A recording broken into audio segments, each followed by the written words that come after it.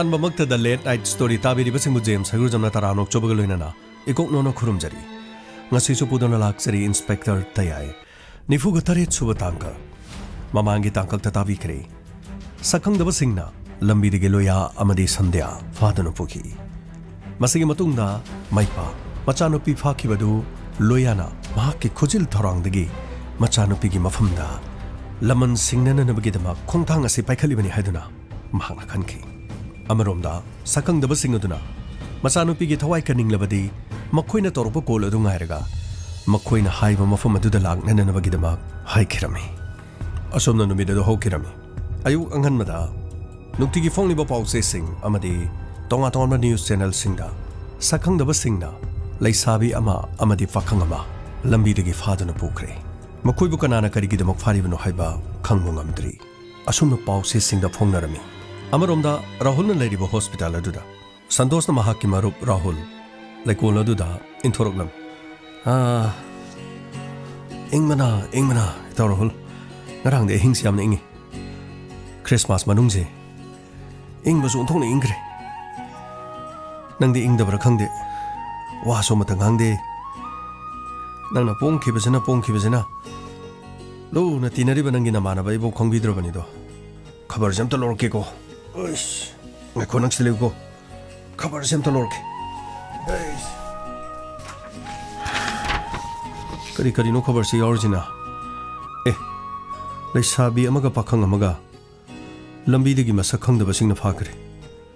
ꯀꯔꯤꯅꯣꯅꯦ ꯍꯥꯏꯁꯤꯕꯣ ꯉꯔꯥꯡ ꯗꯤꯁꯦꯝꯕꯔꯒꯤ ꯇꯥꯡ 15 ꯅꯨꯃꯤꯗꯥꯡ ꯋꯥꯏꯔꯝ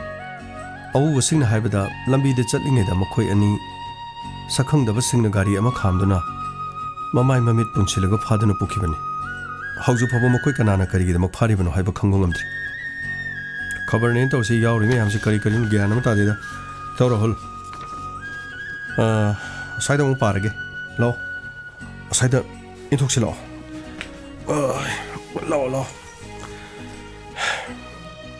ꯏꯇꯥꯎ ꯔꯥꯍꯨꯜ ꯍꯛꯆꯥꯡꯗꯨ ꯅꯍꯥꯟ ꯃꯈꯩꯗꯤ खर कन्मदी माले ngarang su ka manungdadi khongna phram chale wheelchair si tong basi banu ngari bro haksang se bo khara nungai tri bro maru ai wheelchair se ai pham banu ngai tri hugalaga khongnam ta chatke ba yai ne dudi se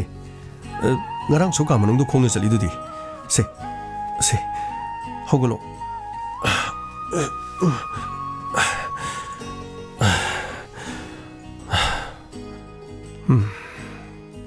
इताउ Rahul नंगने खोइगा लोइना काउथोकपसि फावबदि फिल्मगी मवंगा मानजले पुनसिदसु समायना थोय हाबसे एखोइदि हंदा खंगिबसि ngaire अदुबु इताउ नहानदगी आइना नंगबु सेनरिबसे अतै अतै खंद्रसु आई फावबदि नंग खंगबदि फबन खंद्रेदा नंगनसु आई फाव खंजलक्तबसिदि वरौबिगनिदो आई हौकिबसिंग अदो मत निंगसिंगदबगिन होइदा करिसु कायदेदा doctor ना हाइबदि इसा खरा फगलागा सिदगिदि हौकिबा थौदोकसिंदो तमना तमना निंगसिंगलपै याय सो हाइबनि नत्रगा करिगुमा थौदोक अमदगी मदु तारुगा निंगसिंगलपै याय सो हाइरि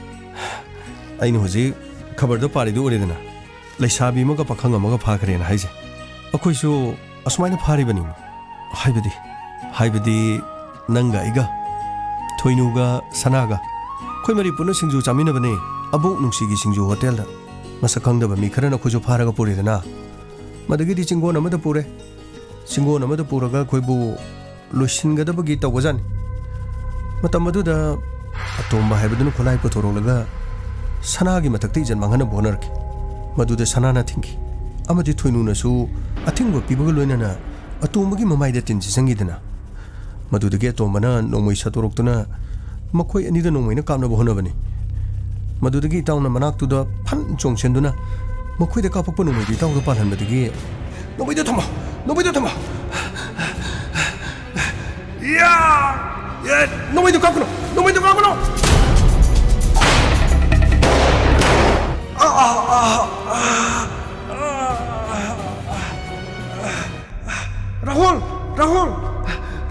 राहुल से नोंमैदा पालखरे राहुल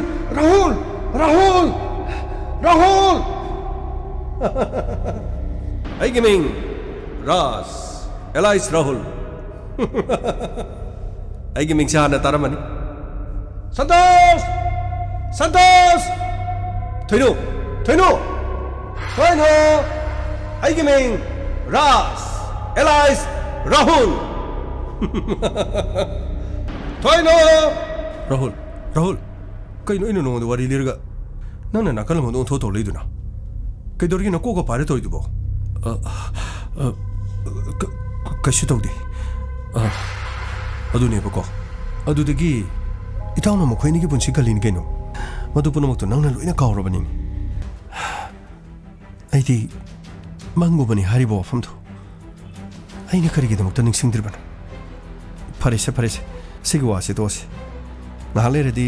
ꯁꯅꯥꯒ ꯊꯣꯏꯅꯨꯒꯁꯨ ꯂꯥꯛꯑꯅꯤ ꯊꯣꯏꯅꯨ ꯂꯥꯛꯀꯅꯤ ꯊꯣꯏꯅꯨꯅ ꯑꯃꯨꯛ ꯀꯞꯀꯅꯤ ꯃꯥ ꯑꯃꯨꯛ ꯆꯠꯈꯤꯅꯤ ꯑꯩꯅ ꯅꯪ ꯑꯃꯨꯛ ꯁꯦꯟꯅꯅꯤ ꯅꯣꯡꯉꯥꯟꯗꯒꯤ ꯅꯨꯃꯤꯠ ꯇꯥꯐꯥꯎꯁꯦ ꯅꯪꯕꯨ ꯐꯔꯛꯄ ꯉꯥꯏꯔꯤꯕꯅꯤ ꯏꯇꯥꯎ ꯅꯪꯕꯨ ꯐꯔꯨ ꯀꯩꯗꯧꯕꯒꯦ ꯑꯗꯨꯗꯒꯤꯗꯤ ꯁꯅꯥ ꯑꯃꯗꯤ ꯊꯣꯏꯅꯨꯒꯤ ꯃꯅꯥꯛꯇ ꯑꯕꯣꯛ ꯅꯨꯡꯁꯤꯒꯤ ꯍꯣꯇꯦꯜ ꯃꯥꯅꯤ ꯑꯕꯣꯛ ꯅꯨꯡꯁꯤꯒꯤ ꯍꯣꯇꯦꯜꯗꯅꯤ ꯑꯃꯔꯣꯝꯗ ꯁꯛꯈꯪꯗꯕꯁꯤꯡ ꯑꯗꯨꯅ ꯃꯥꯏꯄꯥꯛꯇ ꯀꯣꯜ ꯇꯧꯔꯛꯈꯤꯔꯝꯃꯤ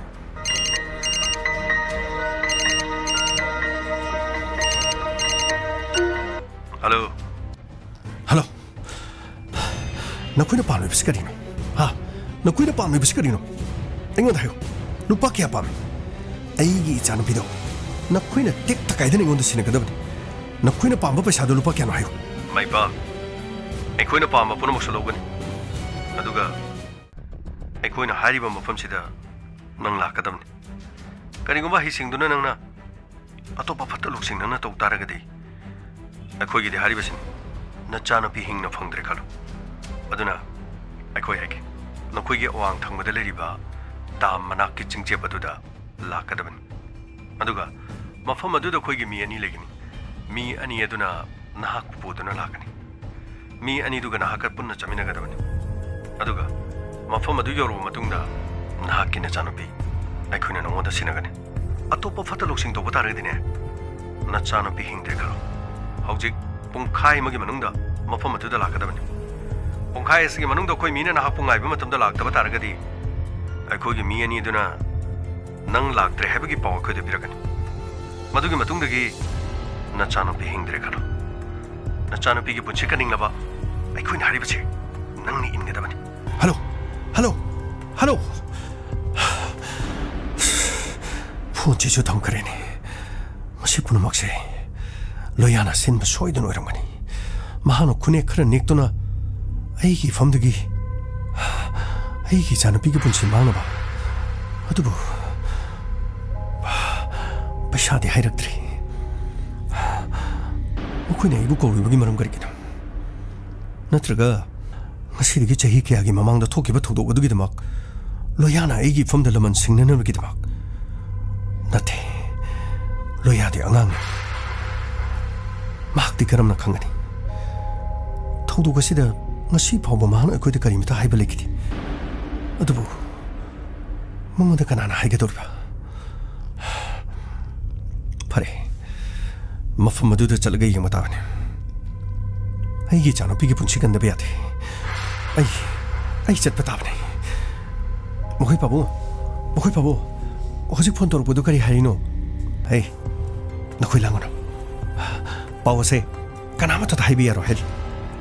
ꯑꯩꯕꯨ ꯃꯐꯝ ꯑꯗꯨꯗ ꯀꯧꯔꯤ ꯄꯪꯂꯥꯞ ꯂꯥꯞꯄ ꯅꯠꯇꯦ ꯃꯐꯝ ꯑꯗꯨꯗ ꯆꯠꯂꯒ ꯏꯆꯥꯅꯨꯄꯤꯕꯨ ꯁꯤꯟꯅꯒꯅꯤ ꯍꯥꯏ ꯑꯩ ꯃꯐꯝ ꯑꯗꯨꯗ ꯆꯠꯀꯅꯤ ꯑꯩꯒꯤ ꯊꯋꯥꯏ ꯊꯥꯔꯕꯁꯨꯅꯦ ꯑꯩ ꯃꯗꯨꯗ ꯀꯔꯤꯁꯨ ꯆꯤꯡꯅꯕ ꯂꯩꯇꯦ ꯑꯩꯒꯤ ꯏꯆꯥꯅꯨꯄꯤ ꯀꯟꯗꯕ ꯌꯥꯗꯕꯅꯤ ꯑꯩ ꯃꯐꯝ ꯑꯗꯨꯗ ꯆꯠꯀꯅꯤ ꯃꯣꯏ ꯄꯥꯕꯨꯡ ꯄꯨꯂꯤꯁꯇ ꯄꯥꯎ ꯄꯤꯔꯒ ꯄꯨꯂꯤꯁꯀ ꯂꯣꯏꯅꯅ ꯆꯠꯄꯅ ꯐꯠꯇ꯭ꯔꯣ ꯅꯨꯄꯤ ꯄꯨꯂꯤꯁꯇ ꯄꯥꯎ ꯄꯤꯔꯕꯗꯤ ꯄꯨꯂꯤꯁ ꯇꯥꯛꯑꯦ ꯍꯥꯏꯗꯨꯅ ꯅꯆꯥꯅꯨꯄꯤꯒꯤ ꯄꯨꯟꯁꯤ ꯃꯥꯡꯈ꯭ꯔꯕꯗꯤ ꯀꯝꯗꯧꯒꯅꯤ ꯑꯗꯨ ꯅꯠꯇ꯭ꯔꯒ ꯁꯥꯒꯩꯒꯤ ꯂꯩꯔꯤꯕ ꯏꯇꯩꯈꯣꯏ ꯑꯗꯨꯒ ꯏꯅꯥꯎꯅꯨꯄꯥꯈꯣꯏ ꯃꯈꯣꯏ ꯑꯃꯅꯤꯒ ꯌꯥꯎꯔ ꯆꯠꯈꯤꯕꯗꯤ ꯀꯔꯤ ꯀꯥꯏꯒꯦ ꯑꯩꯅ ꯍꯥꯏꯔꯤꯕꯁꯤꯅꯤꯅꯦ ꯑꯩꯅ ꯃꯈꯣꯏ ꯄꯨꯗꯨꯅ ꯆꯠꯂꯨꯔꯕꯗꯤ ꯏꯆꯥꯅꯨꯄꯤꯒꯤ ꯄꯨꯟꯁꯤꯗꯨ ꯈꯨꯗꯣꯡ ꯊꯤꯒꯗꯧꯔꯤꯕꯅꯤꯅꯦ ꯅꯪ ꯋꯥ ꯌꯥꯝꯅ ꯉꯥꯡꯒꯗꯧꯔꯤ ꯀꯗꯥꯏ ꯑꯩ ꯒꯥꯔꯤ ꯁꯣꯗꯄꯤꯔꯣ ꯁꯤꯗ ꯂꯩꯔꯦ ꯑꯗꯨꯒ ꯑꯩ ꯍꯜꯂꯛꯇ꯭ꯔꯤꯕ ꯐꯥꯎꯕ ꯋꯥꯐꯝꯁꯦ ꯀꯅꯥꯃꯠꯇ ꯈꯪꯍꯟꯕ ꯌꯥꯔꯣꯏ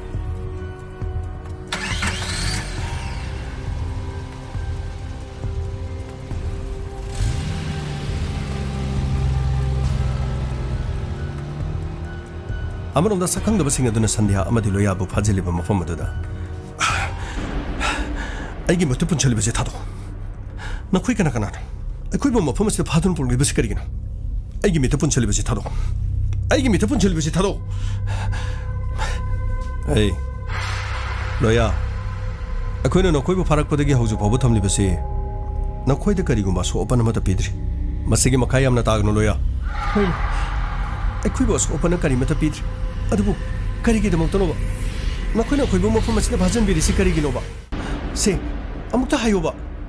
ꯅꯈꯣꯏ ꯀꯅꯥ ꯀꯅꯥꯅꯣ ꯅꯈꯣꯏ ꯀꯅꯥ ꯀꯅꯥꯅꯣ ꯑꯃꯨꯛꯇ ꯍꯥꯏꯕꯤꯌꯣꯕ ꯑꯩ ꯅꯨꯄꯤ ꯇꯨꯃꯤꯟ ꯂꯩꯌꯨ ꯑꯩꯈꯣꯏꯅ ꯅꯈꯣꯏꯕꯨ ꯁꯣꯟꯒꯦ ꯍꯥꯏꯔꯕꯗꯤ ꯃꯇꯝ ꯌꯥꯝꯅ ꯍꯦꯜꯂꯕꯅꯤ ꯑꯩꯈꯣꯏꯅ ꯍꯥꯏꯔꯤꯕꯁꯤꯅꯤ ꯇꯨꯃꯤꯟꯅ ꯂꯩꯌꯨ ꯑꯃꯔꯣꯝꯗ ꯆꯤꯡꯈꯣꯡ ꯑꯗꯨꯗ ꯃꯩꯄꯥꯛ ꯂꯥꯛꯈꯤꯔꯝꯃꯤ ꯑꯃꯗꯤ ꯃꯤꯑꯣꯏ ꯑꯅꯤ ꯊꯣꯔꯛꯈꯤ ꯑꯍꯟ ꯒꯥꯔꯤꯗꯨ ꯁꯣ ꯂꯣꯟꯖꯜꯂꯣ ꯑꯩꯈꯣꯏ ꯒꯥꯔꯤꯁꯤ ꯆꯠꯈꯤꯒꯗꯧꯅꯤ ꯒꯥꯔꯤ ꯁꯣ ꯂꯣꯟꯖꯜꯂꯨ ꯀꯥꯏꯅ ꯀꯔꯤꯅꯣ ꯃꯣꯔꯃꯣꯝ ꯁꯣꯜꯂꯛꯏꯗꯨꯕꯣ ꯅꯆꯥꯅꯨꯄꯤꯗꯣ ꯍꯤꯡꯅ ꯐꯪꯅꯤꯡꯉꯗꯤ ꯄꯥꯎ ꯄꯤꯈꯣꯔꯣ ꯌꯥꯅꯤ ꯁꯣꯜꯁꯤ ꯂꯣꯟꯁꯟꯈꯤꯒꯦ ꯂꯥꯛꯑꯣ ꯀꯥꯈꯠꯂꯣ ꯒꯥꯔꯤꯁꯤꯗ ꯀꯥꯈꯠꯂꯣ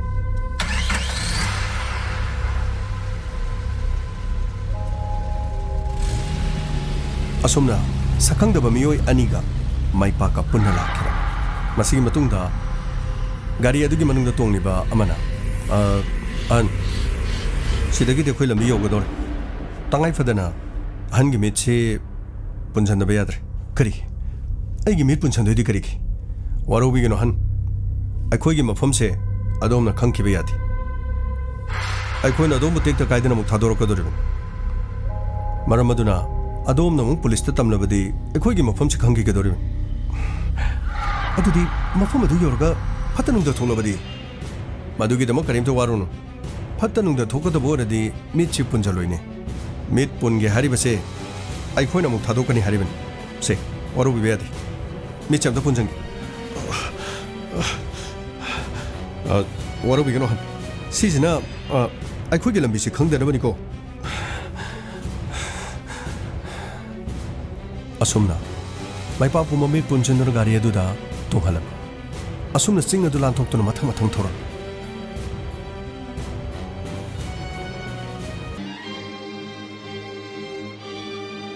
ꯑꯁꯨꯝꯅ ꯃꯤꯑꯣꯏꯁꯤꯡ ꯑꯗꯨꯒ ꯃꯩꯄꯥꯛꯀ ꯆꯤꯡꯈꯣꯡ ꯑꯗꯨ ꯌꯧꯈꯤꯔꯝꯃꯤ ꯑꯍꯟ ꯒꯥꯔꯤꯗꯤ ꯑꯝꯇ ꯀꯨꯝꯗꯁꯤ ꯋꯥꯔꯧꯕꯤꯕ ꯌꯥꯗ꯭ꯔꯦ ꯁꯤꯗꯒꯤꯗꯤ ꯈꯨꯠꯁꯤ ꯑꯃꯨꯛ ꯄꯨꯟꯁꯤꯟꯖꯕ ꯇꯥꯔꯦ ꯀꯔꯤ ꯈꯨꯠ ꯄꯨꯟꯁꯤꯟꯒꯗꯣꯏꯗꯤ ꯀꯔꯤꯒꯤ ꯃꯤꯠ ꯑꯃꯨꯛ ꯄꯨꯟꯁꯤꯜꯂꯤ ꯈꯨꯠ ꯑꯃꯨꯛ ꯄꯨꯟꯁꯤꯜꯂ ꯀꯔꯤ ꯇꯧꯗꯣꯏꯅꯣ ꯅꯈꯣꯏꯕꯨ ꯑꯩꯒꯤ ꯏꯆꯥꯒꯤ ꯄꯨꯟꯁꯤ ꯀꯟꯅꯤ ꯍꯥꯏꯗꯥꯏꯅꯦ ꯑꯩꯒꯤ ꯏꯆꯥꯅꯨꯄꯤꯒꯤ ꯄꯨꯟꯁꯤ ꯊꯋꯥꯏ ꯃꯥꯡꯗꯅꯕꯅꯤ ꯍꯥꯏꯗꯥꯏꯅꯦ ꯀꯔꯤꯝꯇ ꯆꯤꯡꯅꯕ ꯂꯩꯕꯤꯔꯨꯅꯨ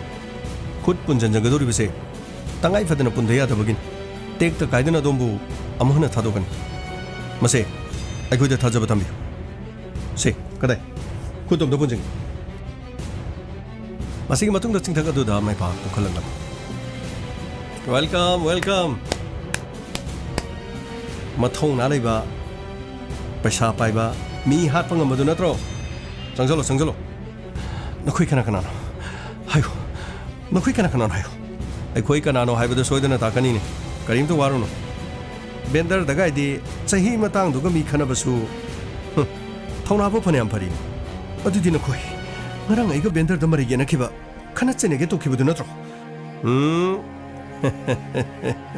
ꯑꯍꯟꯅ ꯈꯟꯅꯤꯡꯕꯗꯨ ꯈꯜꯂꯣꯏ ꯑꯗꯨꯝ ꯀꯩꯁꯨ ꯀꯥꯏꯗꯦ ꯃꯗꯨꯒꯤꯗꯃꯛꯇꯕꯨ ꯅꯈꯣꯏꯅ ꯑꯩꯒꯤ ꯏꯆꯥꯅꯨꯄꯤ ꯐꯥꯖꯤꯜꯂꯒ ꯑꯩꯒꯤ ꯊꯛꯇ ꯂꯃꯟ ꯈꯨꯝꯒꯦ ꯇꯧꯔꯤꯔꯣ ꯍꯥꯏꯌꯨ ꯃꯁꯤ ꯄꯨꯝꯅꯃꯛ ꯂꯣꯌꯥꯒꯤ ꯄ꯭ꯂꯥꯟ ꯅꯠꯇ꯭ꯔꯣ ꯂꯣꯌꯥ ꯌꯧꯗ꯭ꯔꯣ ꯂꯣꯌꯥ ꯈꯔ ꯂꯩꯈ꯭ꯔꯦ ꯂꯣꯌꯥ ꯈꯥꯗꯣ ꯑꯩꯁꯨ ꯃꯐꯝ ꯑꯁꯤꯗ ꯐꯥꯖꯤꯟꯗꯨꯅ ꯂꯩꯔꯤꯌꯦ ꯑꯩꯗꯤ ꯌꯧꯕ ꯅꯠꯇꯦꯌꯦ ꯍꯩ ꯅꯆꯤꯟ ꯊꯤꯒꯅꯨ ꯊꯕꯛ ꯑꯁꯤꯗ ꯅꯪ ꯁꯣꯏꯗꯅ ꯌꯥꯎꯔꯝꯒꯅꯤ ꯅꯪꯅ ꯑꯩꯒꯤ ꯏꯆꯥꯅꯨꯄꯤꯕꯨ ꯐꯥꯖꯤꯜꯂꯤꯕ ꯅꯠꯇ꯭ꯔꯣ ꯄꯥꯕꯨꯡ ꯗꯥꯂꯣꯌꯥꯁꯨ ꯐꯥꯖꯤꯟꯗꯨꯅ ꯂꯩꯔꯤꯌꯦ ꯀꯔꯤꯒꯤꯅꯣ ꯗꯥꯂꯣꯌꯥꯗ ꯄꯥꯕꯨꯡꯅ ꯃꯔꯥꯜ ꯁꯤꯔꯤꯗꯨꯕꯣ ꯑꯩꯒ ꯃꯥꯒ ꯐꯥꯖꯤꯟꯗꯨꯅ ꯄꯨꯂꯞ ꯊꯝꯃꯤꯌꯦ ꯁꯟꯙ꯭ꯌꯥ ꯅꯪ ꯑꯁꯣꯏ ꯑꯉꯥꯝ ꯌꯥꯎꯗꯦꯀꯣ ꯄꯥꯕꯨꯡ ꯑꯩ ꯀꯔꯤꯝꯇ ꯑꯁꯣꯏ ꯑꯔꯥꯛ ꯌꯥꯎꯗꯦ ꯄꯥꯕꯨꯡ ꯌꯥꯝꯅ ꯐꯔꯦ ꯑꯗꯨꯗꯤ ꯅꯈꯣꯏ ꯀꯅꯥ ꯀꯅꯥꯅꯣ ꯑꯃꯨꯛꯇ ꯍꯥꯏꯕꯤꯌꯨ ꯅꯈꯣꯏ ꯀꯅꯥ ꯀꯅꯥꯅꯣ ꯀꯔꯤꯒꯤꯗꯃꯛꯇ ꯑꯩꯒꯤ ꯏꯆꯥꯅꯨꯄꯤꯕꯨ ꯐꯥꯖꯤꯜꯂꯤꯕꯅꯣ ꯁꯦ ꯑꯃꯨꯛꯇ ꯍꯥꯏꯕꯤꯌꯣꯕ ꯅꯈꯣꯏ ꯀꯅꯥ ꯀꯅꯥ ꯂꯩ तादा मैं पाक से ओकोंग टेन सिदा पुंजल करिगिनो आइबु सिदा पुंदोइसे करिगिनो अहल लांगबी गनुने अखोइना तौलबसिंग से मथांग मथांग लोनी याबियो अमता पुंजमबि ए अहन सोन संगजमबिरो सिदा संगजमबिरो से अदुगा मागी ममाइदा कोबलेबा फीदो लौथोपियो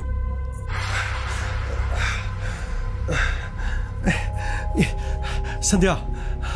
संध्या बाबू अखोई करिसु तौदीगे अखोइबो मफम सिदा मखोइना फाजिनदुना थंब खक्तनी करिसु सो एंगामतो यावदी नखोइ कना कना आइगे चासिबु फाजलिबै मरम करिगिना अदुगा ngarang aigo hotel du नखोइ ग मरेगे न खिबदुदी नखोइ सिदा लेरिसिदि अमति यावदेना करिगे दमतनो अखोइना करि सोइखरबगे करि लान खरबगे करी सोई की बकरी लान की बाहर बगी वफम दुला बनी ना वफम दुला सर के सेंग न कुंबी बता रखा दी अदोंगे अफबा या अफबा बदो इगन अदुगा वफम मसीद करी गुम सेरान तोरान कुम तारबा खुद चिद पारी बा सी चाहिए चुबीरे देना सही सी सही क्वीन खंबीरा मगने दादा सही क्वी सी तुम द्री बफा बफुग दोरिम आइगो तुमने बफुबी गने हरि बसिबो करी मरम की दमुतनो ngasiदगी चाही 10 की ममांगदा अदोम के लेकायदा तंपाक लेबा कोबी मौ अमख लेखिदे अदोम खंबी को चुमे लेखिदे अदुगा लेखिदब नुपीदो महाकी मपुरबु कुलना हाप अदुगा महाक्ति जेलदो हुजु हुजुमक चरा फंगदुना लेरिबनी नचिंदो थिगनो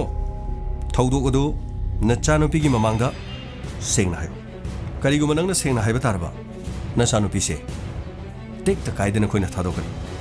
करिगुम सेरान तोरान हाइबा तारबा सिगी चाइसी उरेदना से सिगी चाइसी तुमद्रिबो फावबो ngasiदि तादबो मफम सिदा फुगदोरिबन असेंगबो वाफमदो हाइबियो अरानबो वाफम अमबो हाइबिगन लोया लोया मसी नंगना तो हलिबा नत्रा नंगना मी नेगलगा तोरिबा नत्रो हा मसी नंगना तोरिबा नत्रो खातोन आइदि करिमते खंजदि आइसो फाजनदुना थमलिबसिदि खुद पुनसलिबा माइ मिट पुनसिनदुना थमलिबसिदि खातोन आइबो करिगिदंता लाना लोबिरिबनो खंगे मसी पुनुमा नंगना तोरिबनि तादा माइपा लोयादा करिमते ताइनगनुने लोया सोमफम मसिदा खोइना मरालगि दमक्ता फादुना पुरुलिबन करिगी लोयादि करि मरालगि मराल हाइबबु महाक्की मपाना ममा अदु हातखिबा नत्ते हाइदुना महाक खंगलबो फावबदा मपाबु मिनुंगसि अमता फावति चाही 10 महाक्की मपादुना सुपांग पांगथोक्किदबा मिहात अमगिदमक जेल मनुंगदा लेरिबदु ngasi फावबा मपादु महांगना उनबा चते मपाबु मिहात पा मगु महांगना खल्ली अदुना अचुंबा मबु अरान ताहनबगिदमक महाक सोइखुना फरकपनि अदुगा नचानुपी संध्यादी करिगुम मत मरा लेजबा नथि अदुबु केस असिदा संध्याना खुलाई ओइगदोरिब मरमदी अदोमना संध्याबु यामना नुंसिजे निंगोलसि संध्या मथंतो ओइरमाले सगैसि अदुगा संध्यागी ममांगददी अपोप मपाइबुंगोना ओइदबदि ngangoy हाइना खले करिगुम ओइदब ngang तारगदि अमत पुक्चबि नचानुपीसे महाकी पुंसी सॉल्यूशन गदोरिब हायु याद्रे असेंगदो हाइगे हाइब्रो मदुगी मिहातो आइगा करिमतो मरी लेनदि कुला हारिबा मिदुना महाकी नुपीदो हातन कुलना महाकी नुपीबो हातपो ओइबा तारगदि मदु फरेन कुलदु चेराव फंगजरसन अदुदि कुलना महाकी नुपी हातपा नुमिसिदा अदोमदि कदाइदा लेबगे नुमितो आइ युमदा ले युमदा लेबा लेकाइगी मी अमदि कुलना हाइबगी मतुंगिनदि नखोय एनी मरुकी मफम अमदा पैसा लोबो चसि हाइदुना चबिनरगा यु थक्तुनु लेके हाइ मसिदि आरामरो मरुकी पैसा लोबो चलगा इबानी यु थमिनकी अदुबु थेंगले हाइदुना इबानी परपर फलकी मदुगी मतुंगदि आइदि युमदा दुम लाइ अदुदि अदोमना अदोंगी फमुंगदा तुमदुनु लेरगा युम थंगनबसु नतबा कुलना महाकी नुपीदा थांगना थिले हाबसि अदोमना मतौ करमना खंगागा नोंगालामदाइदुदा होगलगा पुलिस स्टेशनदुदा कंप्लेन तौबा चलमिसिबु मिहात अदु अदोंगी इमुंग मनुंगदुगी उबिब्रो मदु नचिंदु थिगनो असेंग बसिंग दो लोइना हायो नत्रबदि फबो इरोये ए नखोय कना कना ले मसी असेंग बचिन तंगांगी मचानुपी संध्यागी ममांगदा असेंग बखंगना नबगिदमक चाइदुना मुक्तफु फरी सर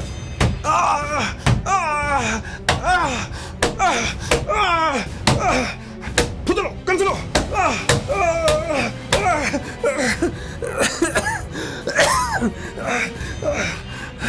ꯑꯩꯅ ꯍꯥꯏꯖꯔꯤꯕꯁꯤꯅꯤ ꯃꯤ ꯍꯥꯟꯅꯗꯨꯒ ꯑꯩꯒ ꯀꯔꯤꯃꯠꯇ ꯃꯔꯤ ꯂꯩꯅꯗꯦ ꯃꯁꯤ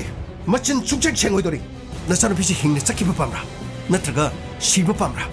ꯑꯩꯅ ꯍꯥꯏꯖꯔꯤꯕꯁꯤꯅꯤ ꯃꯤ ꯍꯥꯟꯅꯗꯨꯒ ꯑꯩꯒ ꯀꯔꯤꯃꯠꯇ ꯃꯔꯤ ꯂꯩꯅꯗꯦ ꯅꯈꯣꯏꯕꯨ ꯐꯨꯅꯦ ꯆꯩꯗ ꯇꯨꯝꯗ꯭ꯔꯤꯕ ꯐꯥꯎꯕ ꯐꯨꯅꯦ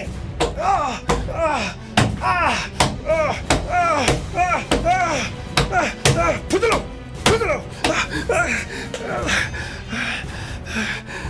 ꯌꯥꯔꯦ ꯅꯈꯣꯏꯕꯨ ꯐꯨꯕꯤꯒꯅꯣ ꯑꯩꯒꯤ ꯄꯥꯕꯨꯡꯕꯨ ꯐꯨꯕꯤꯒꯅꯣ ꯑꯩꯈꯣꯏ ꯑꯩꯒꯤ ꯄꯥꯕꯨꯡꯕꯨ ꯐꯨꯕꯤꯒꯅꯣ ꯊꯥꯗꯣꯛꯄꯤꯌꯨ ꯑꯩꯒꯤ ꯄꯥꯕꯨꯡꯕꯨ ꯊꯥꯗꯣꯛꯄꯤꯌꯨ ꯁꯟꯙ꯭ꯌꯥ ꯅꯪꯒꯤ ꯄꯥꯕꯨꯡꯁꯦ ꯑꯩꯈꯣꯏꯅ ꯐꯨꯅꯤꯡꯗꯅ ꯐꯨꯕ ꯅꯠꯇꯦ ꯀꯔꯤꯒꯤꯗꯃꯛꯇ ꯑꯁꯦꯡꯕ ꯋꯥꯐꯝꯁꯦ ꯍꯥꯏꯗ꯭ꯔꯤ ꯅꯪꯁꯨ ꯌꯥꯅꯤꯡꯕ꯭ꯔꯥ ꯅꯪꯁꯨ ꯈꯟꯗꯨꯅ ꯌꯦꯡꯉꯨ ꯃꯃꯥꯟꯅꯕꯒꯤ ꯌꯨ ꯊꯛꯄ ꯆꯠꯃꯤꯟꯅꯔꯦ ꯃꯃꯥꯟꯅꯕꯗꯨꯒ ꯃꯈꯣꯏꯅꯤ ꯍꯜꯂꯛꯃꯤꯟꯅꯔꯦ ꯑꯗꯨꯒ ꯌꯨꯝꯗ ꯆꯪꯅꯔꯦ ꯑꯌꯨꯛ ꯅꯨꯡꯊꯤꯟꯁꯨ ꯅꯠꯇꯦ ꯅꯨꯃꯤꯗꯥꯡ ꯑꯗꯨꯗ ꯅꯪꯒꯤ ꯄꯥꯕꯨꯡꯅ ꯌꯨꯝꯗ ꯇꯨꯝꯃꯦ ꯑꯗꯨꯒ ꯀꯨꯜꯂꯁꯨ ꯃꯌꯨꯝꯗ ꯇꯨꯝꯃꯦ ꯑꯗꯨꯕꯨ ꯀꯨꯜꯂꯅ ꯃꯍꯥꯛꯀꯤ ꯅꯨꯄꯤꯗꯨ ꯊꯥꯡꯅ ꯊꯤꯟꯗꯨꯅ ꯍꯥꯠꯂꯦ ꯅꯪꯒꯤ ꯄꯥꯕꯨꯡꯅ ꯂꯩꯔꯛ ꯑꯍꯨꯝ ꯃꯔꯤ ꯈꯟꯅꯔꯤꯕ ꯌꯨꯝ ꯑꯗꯨꯗ ꯅꯪꯒꯤ ꯄꯥꯕꯨꯡꯅ ꯀꯔꯝꯅ ꯎꯕꯅꯣ ꯑꯃꯨꯛꯇ ꯈꯜꯂꯨꯅꯦ ꯀꯔꯤꯒꯤꯗꯃꯛꯇ ꯑꯍꯤꯡ ꯑꯗꯨꯗ ꯃꯍꯥꯛꯅ ꯍꯧꯒꯠꯂꯒ ꯄꯨꯂꯤꯁꯇ ꯆꯠꯂꯒ ꯀꯨꯜꯂꯅ ꯃꯤ ꯍꯥꯠꯍꯧꯔꯦ ꯍꯥꯏꯔꯤ ꯅꯠꯇ꯭ꯔꯒ ꯀꯨꯜꯂꯅ ꯃꯍꯥꯛꯀꯤ ꯅꯨꯄꯤꯕꯨ ꯍꯥꯠꯅꯅꯕꯒꯤ ꯂꯩꯔꯤꯕꯗꯨ ꯊꯣꯡ ꯑꯍꯣꯕꯗꯒꯤ ꯅꯪꯒꯤ ꯄꯥꯕꯨꯡꯅ ꯆꯦꯞꯊꯗꯨꯅ ꯌꯦꯡꯂꯤꯕ꯭ꯔꯣ ꯑꯗꯨꯗꯤ ꯃꯍꯥꯛꯇꯤ ꯀꯟꯕ ꯀꯩꯗꯧ ꯃꯗꯨꯗꯤ ꯅꯠꯇꯦ ꯌꯨ ꯊꯛꯃꯤꯟꯅꯔꯒ ꯃꯃꯥꯟꯅꯕꯗꯨ ꯆꯠꯄ ꯉꯝꯗꯕ ꯃꯈꯩ ꯂꯝꯕꯤꯗ ꯍꯨꯟꯇꯣꯛꯂꯝꯕꯅꯤ ꯑꯗꯨꯒ ꯀꯨꯜꯂꯕꯨ ꯂꯧꯁꯤꯟꯅꯅꯕꯒꯤꯗꯃꯛ ꯃꯍꯥꯛꯀꯤ ꯅꯨꯄꯤꯕꯨ ꯀꯧꯕ ꯆꯠꯈꯤꯕꯅꯤ ꯅꯪꯒꯤ ꯄꯥꯕꯨꯡꯅ ꯏꯃꯨꯡ ꯑꯗꯨꯗ ꯆꯪꯂꯒ ꯇꯝꯄꯥꯛꯂꯩꯃ ꯍꯧꯗꯣꯛꯈꯤ ꯃꯇꯝ ꯑꯗꯨꯗ ꯇꯝꯄꯥꯛꯂꯩꯃ ꯊꯣꯔꯛꯈꯤ ꯑꯗꯨꯕꯨ ꯇꯝꯄꯥꯛꯂꯩꯃꯒꯤ ꯃꯊꯟꯇ ꯂꯩꯕꯒꯤ ꯈꯨꯗꯣꯡꯆꯥꯕ ꯂꯧꯔꯒ ꯏꯃꯨꯡ ꯑꯗꯨꯗ ꯏꯁꯤꯡ ꯊꯛꯀꯦ ꯍꯥꯏꯈꯤ ꯏꯁꯤꯡ ꯂꯧꯕ ꯆꯠꯈ꯭ꯔꯤꯉꯩꯗ ꯅꯪꯒꯤ ꯄꯥꯕꯨꯡꯅ ꯇꯝꯄꯥꯛꯂꯩꯃ ꯂꯣꯌꯥꯒꯤ ꯃꯃꯥꯕꯨ ꯏꯖꯠ ꯃꯥꯡꯍꯟꯅꯕ ꯍꯣꯠꯅꯈꯤ ꯃꯗꯨꯗꯒꯤ ꯃꯁꯥꯒꯤ ꯏꯖꯠ ꯀꯟꯖꯅꯅꯕꯒꯤꯗꯃꯛ ꯆꯥꯛꯈꯨꯝꯗ ꯆꯪꯁꯤꯟꯗꯨꯅ ꯊꯥꯡ ꯁꯣꯔꯤ ꯂꯧꯊꯣꯔꯛꯂꯒ ꯅꯪꯒꯤ ꯄꯥꯕꯨꯡꯗ ꯎꯠꯈꯤ ꯑꯗꯨꯕꯨ ꯀꯔꯥꯝ ꯆꯥꯎꯔꯕ ꯅꯪꯒꯤ ꯄꯥꯕꯨꯡꯅ ꯅꯨꯄꯤ ꯑꯗꯨꯒꯤ ꯃꯈꯨꯠꯇꯒꯤ ꯊꯥꯡ ꯑꯗꯨ ꯃꯨꯜꯂꯒ ꯃꯕꯨꯛꯇ ꯊꯥꯡ ꯑꯗꯨꯅ ꯍꯟꯖꯤꯟ ꯍꯟꯖꯤꯟ ꯊꯤꯟꯈꯤ ꯑꯗꯨꯒ ꯂꯩꯃꯥꯏꯗ ꯁꯤꯔꯦ ꯍꯥꯏꯗꯨꯅ ꯍꯨꯟꯗꯣꯛꯂꯝꯈꯤ ꯃꯗꯨꯒꯤ ꯃꯇꯨꯡꯗ ꯑꯍꯤꯡ ꯅꯣꯡ ꯆꯨꯔꯛꯄꯗꯒꯤ ꯌꯨ ꯉꯥꯎꯗꯨꯅ ꯂꯣꯊꯗꯨꯅ ꯂꯩꯔꯤꯕ ꯀꯨꯜꯂ ꯅꯣꯡ ꯆꯨꯔꯛꯄꯗꯒꯤ ꯃꯤꯀꯞ ꯊꯣꯛꯂꯛꯈꯤ ꯃꯗꯨꯒꯤ ꯃꯇꯨꯡꯗ ꯏꯃꯨꯡꯗ ꯂꯥꯛꯈꯤ ꯑꯗꯨꯕꯨ ꯀꯨꯜꯂꯒꯤ ꯏꯃꯨꯡꯗꯒꯤ ꯅꯪꯒꯤ ꯄꯥꯕꯨꯡꯅ ꯆꯦꯟꯊꯣꯛꯈꯤ ꯃꯇꯝ ꯑꯗꯨꯗ ꯀꯨꯜꯂꯅ ꯃꯩꯄꯥꯛꯄꯨ ꯀꯧꯈꯤ ꯑꯗꯨꯕꯨ ꯃꯍꯥꯛ ꯇꯥꯈꯤꯗꯦ ꯊꯧꯗꯣꯛ ꯑꯁꯤꯗ ꯃꯍꯥꯛꯄꯨ ꯆꯦꯟꯅꯔꯛꯄ ꯇꯥꯔꯦ ꯈꯪꯕꯗꯒꯤ ꯌꯨꯝꯗ ꯆꯪꯗꯅ ꯀꯨꯜꯂꯅ ꯃꯍꯥꯛꯀꯤ ꯅꯨꯄꯤ ꯍꯥꯠꯍꯧꯔꯦ ꯍꯥꯏꯗꯨꯅ ꯄꯨꯂꯤꯁ ꯁ꯭ꯇꯦꯁꯟꯗ ꯔꯤꯄꯣꯔꯠ ꯄꯤꯔꯝꯃꯤ ꯑꯗꯨꯁꯨ ꯑꯍꯤꯡ ꯅꯣꯡꯌꯥꯏꯗ ꯈꯟꯗꯨꯅ ꯌꯦꯡꯉꯨ ꯊꯧꯗꯣꯛ ꯑꯁꯦ ꯀꯅꯥꯅ ꯄꯥꯡꯊꯣꯛꯄꯅ ꯍꯥꯏꯕꯗꯨ ꯑꯗꯨꯒ ꯃꯔꯥꯜ ꯁꯨꯡꯂꯩ ꯂꯩꯇ꯭ꯔꯕ ꯀꯨꯜꯂꯅ ꯉꯁꯤꯁꯨ ꯖꯦꯜ ꯑꯗꯨꯗ ꯆꯍꯤ 10 ꯂꯩꯔꯝꯗꯦ ꯃꯔꯥꯜ ꯂꯩꯔꯤꯕꯗꯤ ꯅꯪꯒꯤ ꯄꯥꯕꯨꯡ ꯃꯩꯄꯥꯛꯅꯤ ꯄꯥꯕꯨꯡ ꯍꯥꯏꯕꯤꯌꯨ ꯄꯥꯕꯨꯡ ꯅꯆꯥꯕꯨ ꯄꯟꯗꯨꯅ ꯋꯥꯁꯛꯄꯤꯌꯨ ꯊꯧꯗꯣꯛ ꯑꯁꯤ ꯄꯥꯕꯨꯡꯒ ꯃꯔꯤ ꯂꯩꯅꯗꯦ ꯍꯥꯏꯗꯨꯅ ꯍꯥꯏꯕꯤꯌꯨ ꯑꯃꯨꯛꯇ ꯍꯥꯏꯕꯤꯌꯨ ꯁꯟꯙ꯭ꯌꯥ ꯄꯥꯕꯨꯡꯒ ꯀꯔꯤꯃꯇ ꯃꯔꯤ ꯂꯩꯅꯗꯦ ꯃꯁꯤ ꯃꯈꯣꯏ ꯃꯌꯥꯝꯅ ꯑꯩꯕꯨ ꯍꯥꯏꯖꯤꯜꯂꯤꯕꯅꯤ ꯑꯍꯟ ꯆꯩ ꯑꯗꯨꯛ ꯌꯥꯝꯅ ꯆꯥꯔꯤꯕꯗꯨ ꯁꯦꯡꯅ ꯍꯧꯖꯤꯛ ꯐꯥꯎꯕ ꯍꯥꯏꯗ꯭ꯔꯤꯕ ꯀꯔꯤꯒꯤꯅꯣ ꯄꯥꯕꯨꯡ ꯋꯥꯁꯛꯄꯤꯌꯨ ꯏꯄꯥ ꯏꯄꯨ ꯄꯨꯝꯅꯃꯛ ꯄꯟꯗꯨꯅ ꯋꯥꯁꯛꯄꯤꯌꯨ ꯑꯩꯈꯣꯏꯒꯤ ꯂꯝꯗꯝ ꯑꯗꯨꯕꯨ ꯀꯣꯜꯂꯤꯕ ꯏꯙꯧ ꯄꯟꯗꯨꯅ ꯄꯥꯕꯨꯡꯅ ꯋꯥꯁꯛꯄꯤꯌꯨ ꯑꯗꯨꯒ ꯄꯥꯕꯨꯡ ꯇꯁꯦꯡꯅꯃꯛꯀꯤ ꯄꯥꯕꯨꯡ ꯅꯠꯇꯦ ꯍꯥꯏꯗꯨꯅ ꯋꯥꯁꯛꯄꯤꯌꯨ ꯁꯟꯙ꯭ꯌꯥ ꯄꯥꯕꯨꯡꯅ ꯅꯠꯇꯦ ꯍꯥꯏꯕꯁꯨ ꯅꯪꯅ ꯊꯥꯖꯗꯦ ꯀꯗꯥꯏꯗꯒꯤ ꯋꯥꯁꯛꯄ ꯉꯝꯒꯅꯤ ꯋꯥꯁꯛꯂꯕꯁꯨ ꯃꯤ ꯍꯥꯠꯄꯅꯕꯨ ꯋꯥꯁꯛꯄ ꯀꯤꯒꯗ꯭ꯔꯣ ꯑꯗꯨꯕꯨ ꯑꯃꯠꯇ ꯄꯣꯛꯆꯕꯤ ꯅꯆꯥꯅꯨꯄꯤꯁꯤ ꯃꯃꯥꯡꯗ ꯑꯃꯨꯛꯇ ꯍꯥꯏꯌꯨꯗꯅ ꯊꯧꯗꯣꯛ ꯑꯗꯣ ꯑꯩꯅ ꯇꯧꯕꯅꯤ ꯑꯃꯨꯛꯇ ꯍꯥꯏꯌꯨꯗꯅ ꯀꯔꯤꯃꯇ ꯋꯥꯔꯨꯅꯨ ꯊꯧꯗꯣꯛ ꯑꯁꯤ ꯅꯪꯅ ꯇꯧꯕꯅꯤ ꯍꯥꯏꯔꯕꯁꯨ ꯃꯐꯝ ꯑꯁꯤꯗ ꯑꯩꯈꯣꯏꯅ ꯅꯪꯕꯨ ꯆꯩꯔꯥꯛ ꯄꯤꯒꯗꯕꯒꯤ ꯋꯥ ꯂꯩꯇꯦ ꯑꯩꯈꯣꯏꯕꯨ ꯊꯥꯖꯧ ꯑꯩꯈꯣꯏ ꯃꯤ ꯍꯥꯠꯄ ꯅꯠꯇꯦ ꯑꯁꯦꯡꯕꯗꯨ ꯈꯛ ꯈꯪꯒꯦ ꯍꯥꯏꯕꯒꯤꯅꯤ ꯄꯥꯕꯨꯡ ꯑꯃꯨꯛꯇ ꯍꯥꯏꯕꯤꯌꯨꯁꯦ ꯑꯃꯨꯛꯇ ꯍꯥꯏꯕꯤꯌꯨ ꯄꯥꯕꯨꯡ ꯅꯈꯣꯏ ꯀꯅꯥ ꯂꯩ ꯁꯟꯙ꯭ꯌꯥꯒꯤ ꯃꯈꯨꯠꯇ ꯀꯤꯔꯤꯕ ꯊꯧꯔꯤꯁꯤ ꯊꯥꯗꯣꯛ ꯐꯅꯤꯖ ꯁꯟꯙ꯭ꯌꯥ ꯅꯪꯒꯤ ꯄꯥꯕꯨꯡꯗ ꯀꯤꯔꯤꯕ ꯊꯧꯔꯤꯁꯤ ꯅꯪ ꯅꯁꯥꯅ ꯊꯥꯗꯣꯛ ꯑꯗꯨꯒ ꯃꯍꯥꯛꯀꯤ ꯃꯈꯨꯠꯇꯨ ꯄꯥꯏꯔꯒ ꯅꯪꯒꯤ ꯅꯀꯣꯛꯇ ꯊꯝꯃꯒ ꯋꯥꯁꯛꯍꯜꯂꯨ ꯊꯧꯗꯣꯛ ꯑꯁꯤ ꯃꯍꯥꯛꯅ ꯇꯧꯕ ꯅꯠꯇꯦ ꯍꯥꯏꯗꯨ ꯐꯅꯤ ꯄꯥꯕꯨꯡ ꯊꯧꯔꯤꯁꯤ ꯊꯥꯗꯣꯛꯀꯦꯀꯣ ꯄꯥꯕꯨꯡ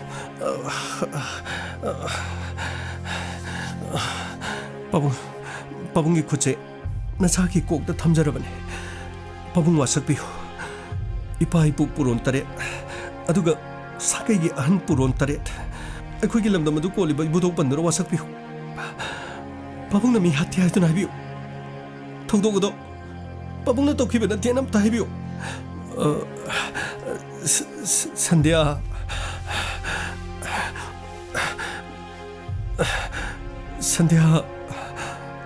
nangi pabungna madu tauge na taubu natene mana thang ulakpadudagi aisu isop chopna batari adna thang du munabada soi kibadagi thang du na mangonda tin gibani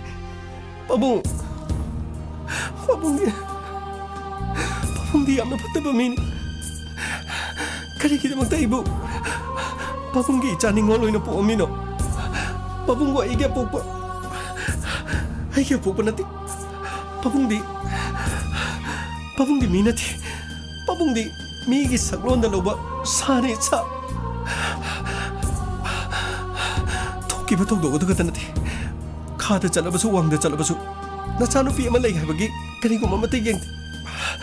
Laikhai asida mina hainariban mapa oktabasigi machanupi sigi haktakta soidanamaki mahaksu machanupi gi haktakta khangbo oirasunu haiduna laikhai asina ngangnaba phawo yauriban adu kamna tuguchaba pabung nangde aige pabung nati masidagi pabung aiga karimata mani leinadrabani Sandhya nangi pabung lan kre Sandhya ibo mukta ngakpiu kaidobuge ichathane aigi sagai gi ningoldi icha khaktane nangi pabung la lebase Nokoi taribra sir loya se thori thado aduga mamai da punsilibase thado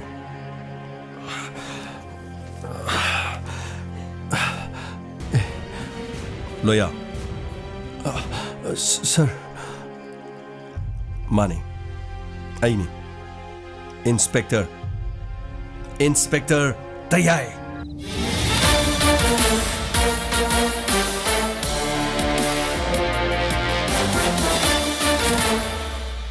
Ngasidi nang thajaraba natro nangi apokpa napasi mara leite habadu nang ngasidi thajaraba natro sir aibu ngapiu sir ai apong mawakhana aigi mara leijadraba aigi pabu aranba mi amabum aina mabu ukri aduni aina nangi nafamda laktuna nangi apokpa mara leite haina haiba matamda nahangna thajaba lekidi Nangi apokpa ngasishu nangi maithong uningbana nang tabu sonduna leiriban haujikti asengbodu khanglabani na nangi thamoida kari pawba ai maipakpo hatpa pame sir ai maipakpo hatpa pame ai gi lambi thadu bi sir ai yai makeup thokadaba matamda di makeup thoktraga haujikata makeup tholaga mi hatke harisibo karigino maduda yaba pigedaba nati Haujikti nahana nangi mara leitraba nangi apokpo lokthokna nanbagidama police station da FIR pangadaban aduga case ase nauna thengnagadori aduga madugi witness na machanupi Sandhya na oigadaban Sandhya wafam asida nangi aning wafam bakari le sir ai wijagani daloya nachan bunga piuko Daloya gi imabu punsilo henkiba aige pabung maipaki machanupi oiruba nachalsu ira leire Daloya na aige apokpa ipada pibining badandi aduga aingonda pibining badandi aige sagaida aige imong manungda Daloya na pibining bapunamakto Daloya na pibining badandi punamakto pibiu ko Daloya ai patrabu pabung na Daloya gi nung sirabi imado punsilo sinkibani haye aina witness oijagani haujiti aigi pabung na sumaral yare aina witness oigani mahangna leiduna chelabasu Daloya aina witness oigani Daloya Sandhya karigi no ichana kapli babu ichanda aina karigi warogadoino aina wajaribadi maral sunglai leitraba aigi apokpado ima hatpa mini haiduna असुक सांगलबा मतम से अइना मिराइबिदुना तुकच्चदुना लाखिबने अदुगा चिकपलनो कोइना खाजिलबा जेलदुगी मनुंगदा अइबुतु सोंदुना लेहोय हाइरिये संध्या अहि नखोय कनाबसु वरौथि अइदि अइ इसानै साबु वरौवे इसानै साबु यमनो वरौवे अइगे पोपा मरालै चित्रबैगे पोपबु अइना लाना खनकी कयादा वाना खंगमगनि मरा लेरबा मी हत्पा मनि हाइदुना महाकी ममिंग पनबदा तुकचकी इमुंगदा लेरबा महाकी फोटो पुनमक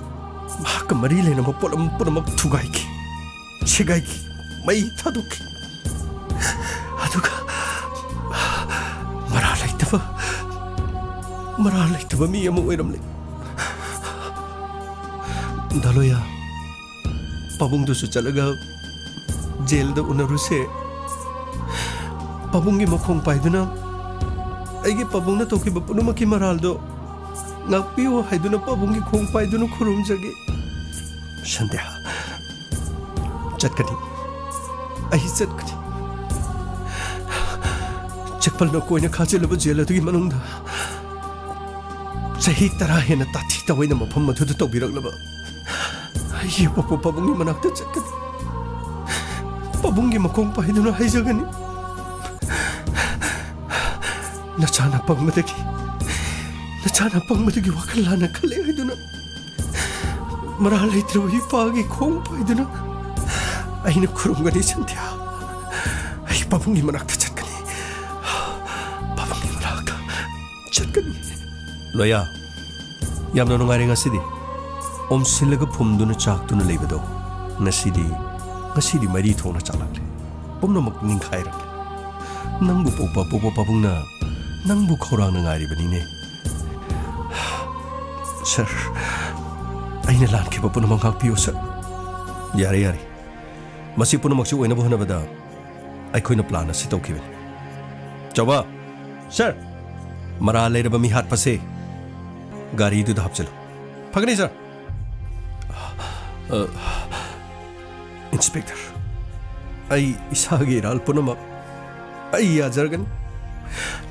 अइ गी चानुपी संध्याबो ठेक काइदने युमदे यहोनबी केस असगिदमा अइ गी चानुपीना विटनेस ओइबगी मथौ ताथि अदुगा इचा लोयाना FIR पांदुना अइगी थक्ता केस तौबगी मथौ ताहलोय अइ फत्तबने अइ खराम चावबने अइ अरानबा वखल अइगे अरानबा खोंथांग अमना नुमित अदुगी थौदोक अदु थोखिबन ngasiदी इचा संध्यागी ममांगदा अमदी इचा लोयागी ममांगदा माइथि इपागी बिमा संध्या अइना नहान मखै लालुरबसु ngasi haibा नुमिसिदगी इचागी खन्दुना इचागी मफुमदा माइथिरे नंगी अपोपा पाबुंगना अइने इराल पुनमक याजगनी अइ पुलिस सरेंडर तौब चलबन इराल पुनमक याजगन थौदोगदो अइने थोनखिबनि हाइदुना संध्या नंगी पाबुंग याम लानखरे संध्या पाबुंगना चलमदायदा इसाबो मुक्ता यंगलमगे से संध्या माइदो मुक्ता ओनसिलो ओ ngasiदी अइगी इचा संध्याना मागी पाबुंगदो माइ ओनसिलक्त्रबा फरे संध्या पाबुंग चलुखिगे अइ पुलिस सरेंडर तौब चलबने इराल पुनमक अइ लोइने याजगनिये पाबुंग चलुखिगे को संध्या दालोया नचनबु वरौबिगनुको दालोया संध्या नमोदा करिगी वरौदनु अदुदी यामना फरे ngasiगी मिशन सिगी थोइबा सर अखोइ चनबा तौसि फनी सर लोया चनबा तौसि नखोइबु युमदा टिकता कायदना थिलंगदोरिबन अदुगा पाउ फाउनरगा जेलदा मुतुंग चनबा तौसी फगनी सर गी लमन पुछि चपुकी खौजरोय सर करिगी लमन लोया आइसु नंगी पाबुंगी लमन तोलिबन मियोइबा हाइबसे अमना अमगी मतेंग पांगना बंगातन ससिलो अमरोमदा हॉस्पिटल सिस्टर करी तौरगे दादा सिगी सिदलिबा पेशेंट क्राइ चक्रगे हजिकत लेहोबने दादा ए आई वाशरूम द चंगुबने थोलपदा लेरमद्रे क्राइ चक्र जानु सिदा थंबा इगी पुरिखोंगाव दुसु लेरमदिने क्राइ चक्र जानु सिस्टर आइगी पुरिखोंगाव सु लेरमदि कइनो हाइसिबो दादा पेशेंट दु दादागी पुरिखोंगाव से चलगा हॉस्पिटल दगी थोक्रबो अस कमाइ तौनी अदुदी अखोय मु मिवा थारानी सिस्टर करीमतो वाबिरुनु सेल थोंगी बिल गी करिगी करीमतो तोंद्रबनी ngasai khakta ina bill loina thidokrabani ko paisa amda tondrabani ai mapanda thokton amti yongki kadai chakrajanu rahul karino torsibo kamai toni torsibo hello toino dasando kari doroge ai washroom da changubani washroom da changu tholokpada rahul do hospital gi ka manung da leram dream kaino haisiba da santos mati karai sakra jano as khangdi mi ai gi phuri khungau du su leiram drabani mi tawrise madu sesal ga thoki bro kenom tawreba as kamai tawni tawrisi de da santos adu de ai jo hospital da thuna lage pare ai jo moti yengong gi ko hoi da santos as karai sakri jano mi ai gi phuri khungau du su sesal ga Hash, I precog do that. I give mobile Yaukibin. What did he? I give phone to the credit phone among Tony. As what did he?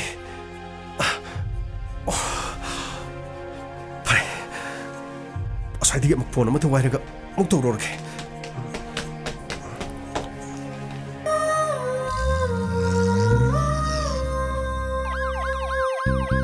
Luckily. Inspector, tayay, luckily,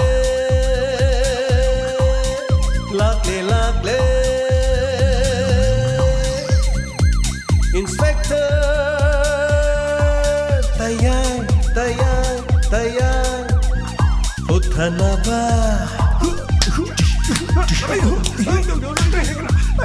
kanbinaba. Thank you, sir. Welcome. Uthanaba, kanbinaba, Inspector, tayay, luckily, Inspector, tayay.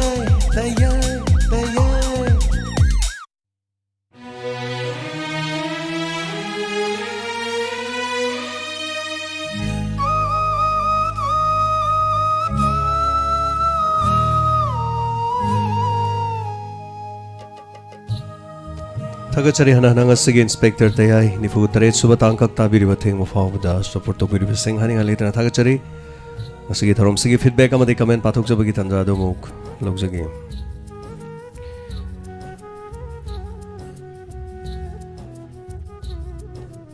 yambe mari das tagachari inspector tayai gi wari sina aran batabu mioi sing kitang semdokpa ngamgadra khali haina tapiri. Thank you so much. Roshan Maibam, Yamba Santos na Tunuda Toribo Fontano Karamano na Tapiri. Miley, when I'm Tagachari, Toinuda Hana call Tore Aduga phone a Fikido, Yokre High Seeking on a Tapiri. Tagachari, when I'm sorry, I'm not Chai, Lucien Kivase As Rahuldo Toinugi Manak to Chalabadi Fani and a Tapiri, Yaminasi, Kamaton, Yurembam. Sarfendri dang angamdre makhataning banana tapri femawati naurem thagachari yamba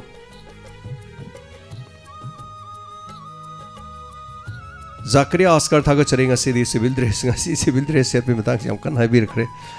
civil dress set paje writer se kanano ne am hange do makha do writer gi maming ijabane hai tare so story writer hai tare akoi gi screen thumbnail se da writer maming gumba kari gumba se kya hena thagande hai tare so yam hangbirok wahang sing manung da mo oibadagi masi mangasi admaina semja ki ne hai tare Zakaria hanana Thagachari Raja Khan Thagachari Sneda Slam Masigi tangkak ta pen mafongdo piba Alice Penau Thagachari Tamfa Kosnam Prem Joy Gida Habib Burma Le Likla Thagachari Kishan Laisram Thagachari wari se Lucy Salam Thagachari Lucian Karena Tapire Boydap Ibema Kaubiri wari se matang aikoina comment pa jabu wari sana basu yaubuni comment pa bazinga pigani sana sam amarje Thagachari te ai gi plan yana fajakre kulagi damakta mateng panglakpa si te ai gi mateng panglakpa ana makuting tholaga ikuting toi hena badugini hena takpire Omarani Malamam Thagachari Jonbi Thagachari ai isa su te ai gumba ama oizaki Saik Sadia ngasidi amna nongai yam harawi na takpiri mai pak Thagachari keju uiri tabada lale salak pasidi na takpiri thonau jam ame Thagachari mai ke manga sarwari sem nongai loikini kan mada wabam oi thabe me yomna Thagachari soidino unarakani aduga Razoi Mam Kumam Thagachari Rafiq Ahmad Hanana Thagachari Rajesh Hobam Krishnananda Sharma Brahmachari Teyagi wari sinatabada Teyana Torba Sigumna Tora Dilibak Sinatapiri Thagachari Habiri Bam Binanta Devrata Kesam Ngasi Sidi Arubita Tare Natapiri Manikanta Naurem Thagachari Amnoi Zenatapiri Surjit Sanasam wari se nungai banina tomning ba faudre na takpiri Rosan Naurem Thagachari nungai na pathabio Tiger Sarang them Tapisor Thagachari wari am nungai wari se pele Rahul du gyan tarbanatra Rahul gyan takre Rahul na hospital degi magi dress so sesal laga chatkre so madugi matung da hospital da scenery ba mana washroom changi da leramdre adugi matung da madugi khongul lire hai tare Yangminasi kari lai hai badu makha Rosni Asem Thagachari Kharibam Dayananda fajana mayam tabiyo phone tawbada phone ki ring tur tu tadabani phone do akoina hospital gi phone hai tare so koil thadaraga to bija to aduguma da hita taw ki bijani magi dress leitrabani phone karai di tawruni mayam na wari do fajana tabiyo aduga comments fajana pibiyo haina haijege so Ojit Loriam Thagachari Rosan Naurem Thagachari Konsam Bimola Sir James Tayai Loikiban Han Kre na takpiri Thoksom Puspa Tampagi Matangsu mayam na wari se dum haibiro pya aduna du henbiu aduna du to holasi aduna du to rasi habi yawi to karimatam de chanara kanda tabiri bisingna mayam na hairaga koina makha chathagi man basu dum yawi so adum chanaru basu yawbani adum Thagachari habirako mayam adu gi de du masagi mai paring amadi leijarimni na aduda adum chatmina na bohna minasi haibaso haijagi bemalai shram Thagachari Bung Khondongbam Thagachari Kosna Prem Joy Ronglo Tolpa Rani Bilal Sang Team Sunida Aslam Sanasam Amarjit Thagachari Premchan Luang Asigi Bisot Yamna Nungai na takpiri Pramodini Purkhambam live se Pung Kayadi Chapchana Howi na takpiri Pramodini Madam Thorum Sigi Haijab Tare Koigi Tongan Tongan Ba Thorum Mamang da Sulebani na Thorum Sik Phatka Aga Phat Hobi Yada Ba Maruina Radio Gi Digai Adugi YouTube ta tabiri Basingidi Thorum Ani si Samjanna Ba aduna mai ki gap ama leitaba yadaba haitare so gap leitragadi khuna thumbnail semjaba ganda thumbnail do mamangi sanduiba thorom do chongjan giba aduna chongjan gragadi howdring ai du adom da loin changiba ma natrakan horen tayai horakanda chap manaba tayai gi thumbnail ani thokadaba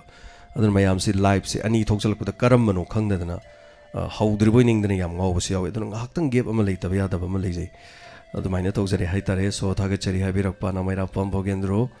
Langtak nare na takpiri yang minasi hai Raja Khan aduga Premavati Chitra Priya na hafam थागचरी Mahake हौखिबगी ngasi wari dama kok to khajik nang yam tabi bdu magi ngasai gi nok pa khot pa wari du liring e da maning singram ni hai tare so yamna kanna mangon da ngau phagi kano gum banate magi khra hai tare kitang kawrga leramani adu thodok tu da mi fa ba pun bagi thodok ama lirak paduna madugi wari du pusalakna bhai da tare so da kidnapping ama to buduga magi kidnapping wari du lisalak paduga adai du da hai tare so wari ni ne hekta chanan gre aseng budu oidrasu so duni leizari se duga Somorjit Laisram Thagachari Abung Sana Boyda Thagachari Khetri Jiban Ligla Ningtokjam Nasir Khan Thagachari Susitra Salam Nasi mai pa ki role actor idau in a mid ui episode Thagachari happy rapasagi dabak aduga Kangakpa Moirang Sa Thagachari Tiger Alice Penau Kamai Dongai Lung Yamba James Aigi commented 25 Ichanupi birthday wish to Pibi Dren Takpire Kamai Ichanupi ming so happy rakidaba Aduna Adona Pibi Haibatu Adong comment to the Haitare so comment ki can do in a pizza grace so many happy returns of the day Haidana adongi comment to da tangkun mga da pizza krabani aduna adom na pibi ge hai taragati ekoi da khoi ge number sida ichanupi gi ming address asmaina su photo matanga ekoi gi 9077222001 da thabira di yamna nungai jaga da bani adu inauna su pibi raktre aduna maram oiraga aina pizza ga dorbu wi sikrai da pigi doino maming ne kari kawi hai badu khang da bani na amadu pizza ki da bani aduna matung da yabi riba mayam puno mona su that tang kari se details to ko de pibiro u haidana no lukjagi thagachari aduga Gobin Common thagachari yamba inspector tayaina naire tayagi record thuga haibang amla roi 2.9 ngasi su na tapiri Gobin laibadi adum nahan 3.6 laiba yawgre mayam aduga akoi thorom se kitang angkhalagadi khare hena laigane na khale aduga yama chumbani inspector tay Diamond Radio ge sandokchari program sing khudimaktagi inspector tayaina Mihamna support to bibada natana YouTube to khwaidagi yengba nongmada 91 k haitare 24 hour gi manungda yengbiba dugumba episode ama oire masimangna Diamond Radio on hona jariba thabok thorom sing da ekhoi da revenue haitare laksei masi mayam puno magnani aduga Diamond Radio on hona jariba tungda aduga mangda sangsin ga da bake amarum leiriba sing ase miyam puno mana somni yengbiba amadi matudagi lakpa revenue da khoi hona jaba ngamga doribani aduna masi miyam gi chauraba khudol amakhakni haina haijagi Gobin Common thagachari hana aduga anan abung sana thagachari Basanta Laisram thagachari aduga mission mai pakasi thagachari na so thapire so Basanta Laisram wari si ani si phangjan na honaba amaga punsan na honaba masi kitang di lui haitare adu thagachari big Gyarani Sagol Sem Sar Kulagi Khanbada yamna nungai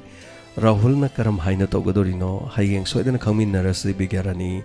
soidana tabiu hayeng su risi loriam Diamond Radio ni yai ferena takpiri sograpam Anand sir tayai loire masigi matam si khara tensilak pamale yaragadi khradang sanghan biona yam kana ten madina tenga si sudum minute se haitare hekti ya dewari gi tangkaksina dunasu aduga noma gi su oiba khuda ki su oiba ni na haitare mayam na takpiri ju summi khara sang na sudum tabining ba haitare adubu soidana ba mayam ge dum honajari aduna mayam na su khara dum penthok piu haidana haijage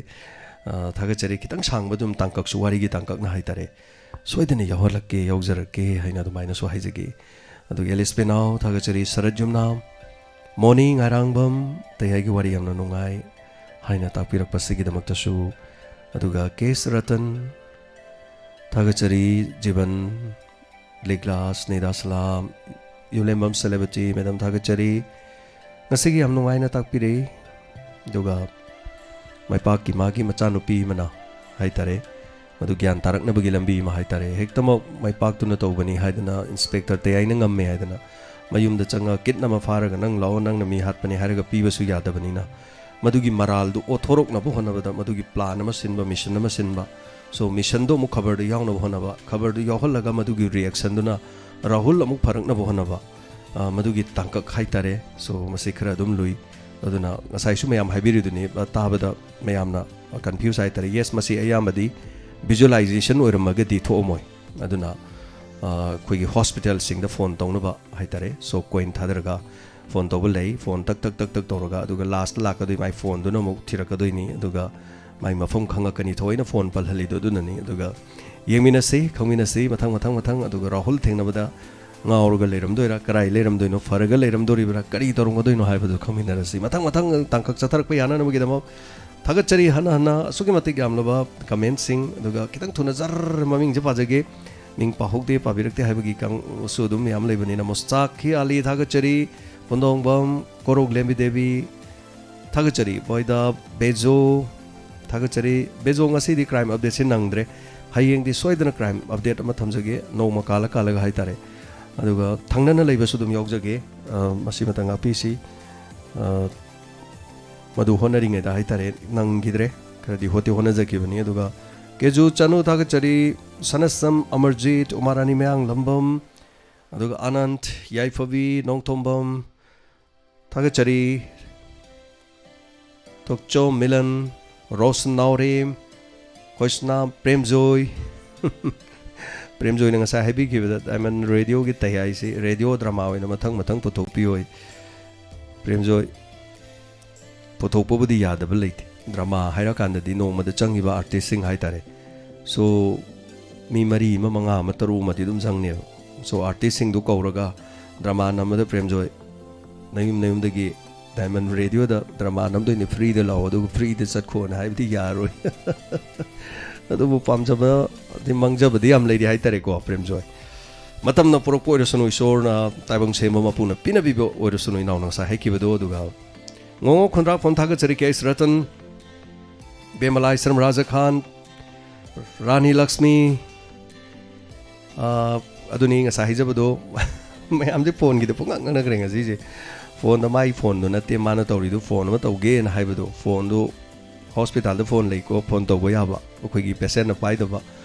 phone hai tare phone da gi hai tare son da phone ma di tax na tawgi bedo so thaga chari aron ade kishan laisram rosan naurem ajanta mathem ngasidi ajanta leijadre crime update se hayeng amuk leijarage aduga boida mek wahengbam pradip laisram indra laisram adegi huirem peter maitei thagachari na takpire thanks da james ki kalpana se yamna wangkhre na takpire thagachari peter thamoi haitare khoina hona jabada dongi wahi sina mangda changsin bade yam nongai jaga doribani aduga thagachari mala thingbaijam sana kangabam rahul na chali do abok nungsi gi porma kano do hanche na haisini kanana khangni mai gari do toroga thor lakda gari zo mu lera moi doine ba degi maduni kumai ta dori se ko loin khangrani na para suspense thamani me hamlo loi haidorok tore haitare adum khangbani da wari se dum tar kan haitare so mathang si oirani singarang si koina phaja gi ba phari du te aina ni se dum harak pumi yaw gromni so thagachari mayam gi dum haising laba mayam gi wakhalona kare haitare miyam de koina ka su hen ponte mayam na dum jar khangbi rei sini do thagachari so hana rajesh hawam puyam pusam tahis thagachari md nasiruddin milan moni aduga moirang them susila devi thagachari ilangba memtumbi tampa elis penau madam celebrity rosen huidrom ngai bo wa baji bus ni hainai adubu corona leibana ra kaino inspector te aina oirame haduna su tapiri rosen thagachari len the great sarwari se am noin tapire abung thoi umarani mang lambam sneda aslam krishnananda sharma thagachari anana surjit sanasam kes ratan sarachandra furit sabam haiduri male aduga sarwari se chai hayengai bada wagadorida haibili koisna koirom birla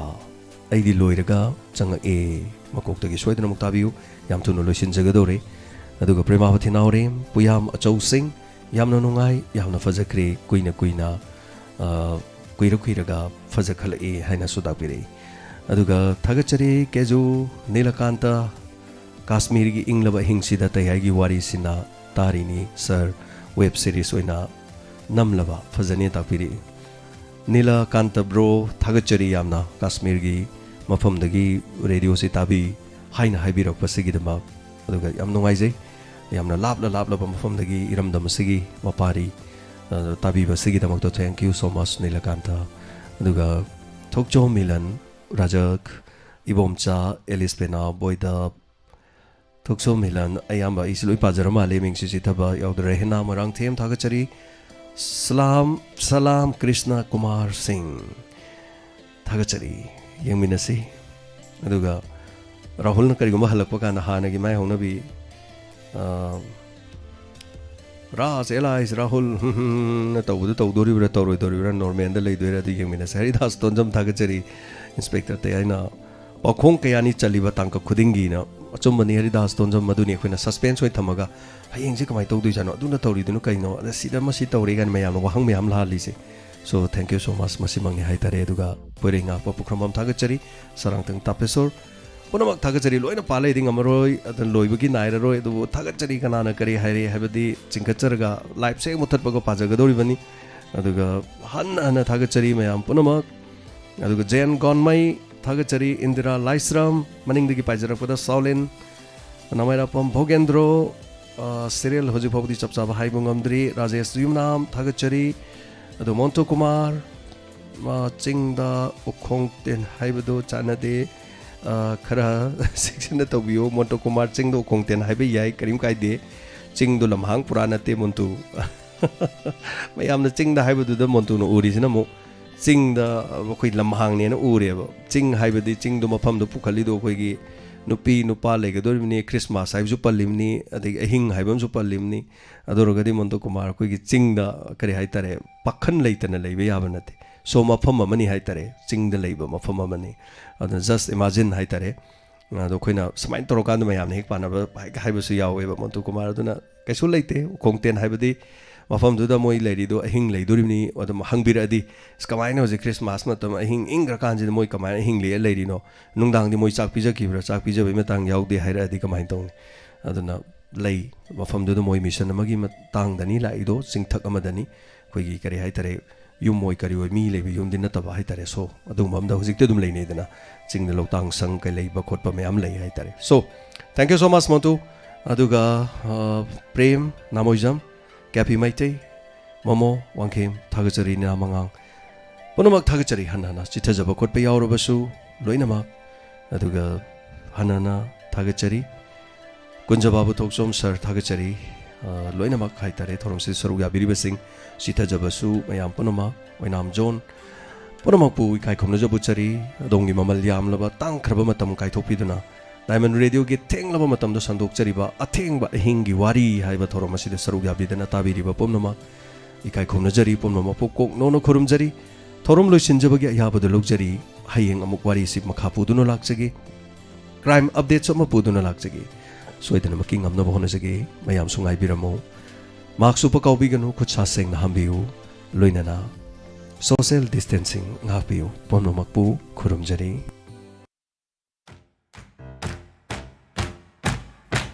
चलो पुनः हौदोग्लुरसी चलो वारेप नसी लौरुरसी masks उत्रबदी निंसिंग हलसी कोरोना बूथ हिंगलसी मार्क्स उत्रबदी खंगहलसी कोरोना बूथ हिंगलसी चलो अनिंगबा पांगथोगलसी चलो वासक अमा शागलसी चलो पुनंगक थोगिनरसी अनौबा अचुम्बा ओइ हलसी सापुन सिजिनरसी सामथोकनी खुद सा सेंगबकनी लेपा लेपा येंगनी मार्क्स उत्रबदी निंसिंग हलसी कोरोना बूथिंगनी मसी अनौबा सिंगनबनी अइखोइ पुनमायोग नगदबनी पुंसी असिगी वाजरदी वाफम असि अइखोइ इंगदबनी थीतरुक लापथोगलसी अनौबा खोंग थांग थांगनी मियाम पुंबगी खंगनी मास्क उत्रबदी निंगसिंहल्लसि कोरोनाबु थिंगलसि मास्क उत्रबदी खंगहल्लसि कोरोनाबु थिंगलसि